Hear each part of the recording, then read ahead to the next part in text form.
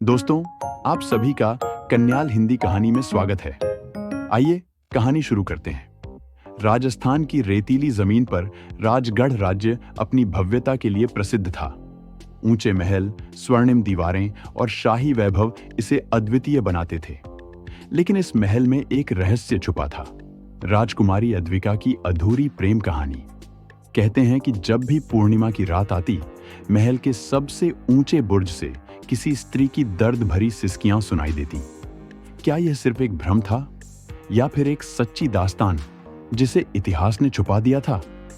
राजगढ़ के राजा सूर्य प्रताप सिंह की एकमात्र संतान थी राजकुमारी अद्विका।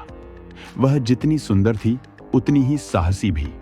उसके विचार उस समय के समाज से आगे थे। वह मानती थी कि प्रेम किसी सीमा या जाति का मोहताज नहीं होता।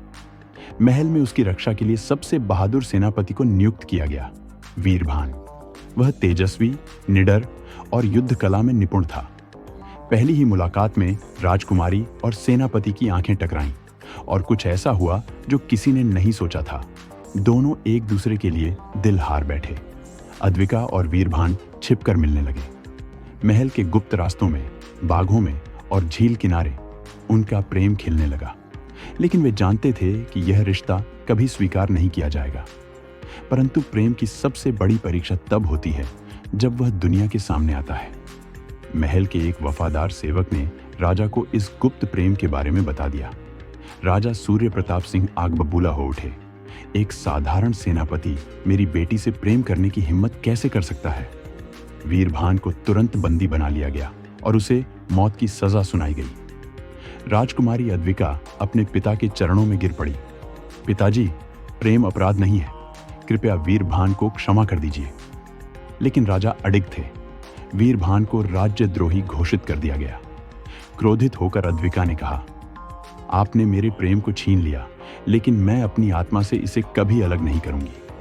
मैं शपथ लेती हूं कि इस महल में कभी कोई प्रेम नहीं पनपेगा। राजा ने उसकी बातें अनसुनी कर दी और वीरभान को तलवारों से छलनी कर दिया गया।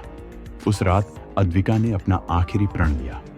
वह महल की सबसे ऊंची मीनार पर गई और एक अंतिम बार राजगढ़ की भूमि को देखा।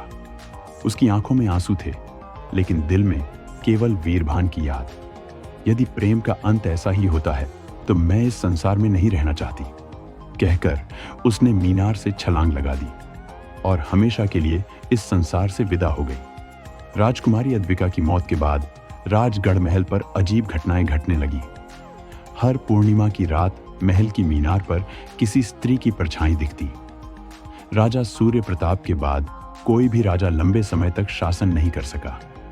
महल में जिसने भी प्रेम किया वह या तो बिछड़ गया या मृत्यु को प्राप्त हुआ। कहते हैं कि राजकुमारी अद्विका का श्राप आज भी इस महल में जीवित है। क्या यह सच था या सिर्फ एक कहानी जिसे सुनकर लोग सिहर उठते थे? वर्षों बीत जाने के बाद राजगढ़ का महल आज भी खड़ा था, लेकिन उसमें अब कोई राजा नहीं था। वर्षों बीत गए, राजाओं की पीढ़ियां बदल गईं, लेकिन जो नहीं बदला वह था अद्विका का श्राप। कहते हैं जिसने भी इस महल में प्रेम करने की कोशिश की, उसकी प्रेम कहानी अधूरी रह गई। लेकिन फिर इतिहास ने एक नया मोड़ लिया। राजगढ़ पर अब महाराज रणधीर सिंह का शासन था। उनके बेटे युवराज अय्यान एक साहसी और समझदार व्यक्ति थे। वह इतिहास में रुचि रखते थे और महल के रहस्यों को उजागर करना चाहते थे। एक दिन जब अय्यान महल के प्राचीन कक्षों का निरीक्षण कर रहे थे, उन्हें एक पुराना हस्तलिखित पत्र मिला। यह पत्र राजकुमारी अद्विका का था, जो उसने अपनी मौत से एक रात पहले लिखा था। यदि मेरा प्रेम अधूरा रह गया तो यह श्राप इस महल पर रहेगा, लेकिन अगर कोई सच्चा प्रेम इस दीवारों के भीतर जन्म ले तो यह श्राप टूट सकता है।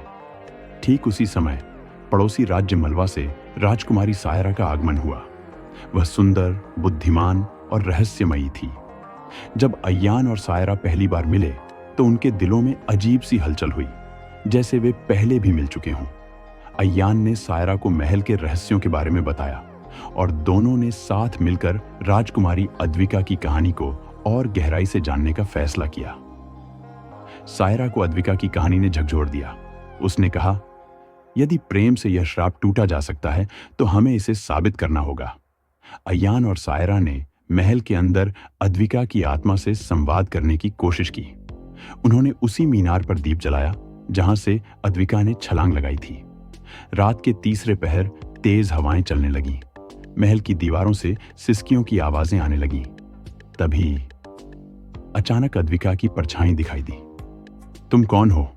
सायरा ने कांपती आवाज में पूछा। आवाज आई, क्या तुम्हारा प्रेम सच्चा है?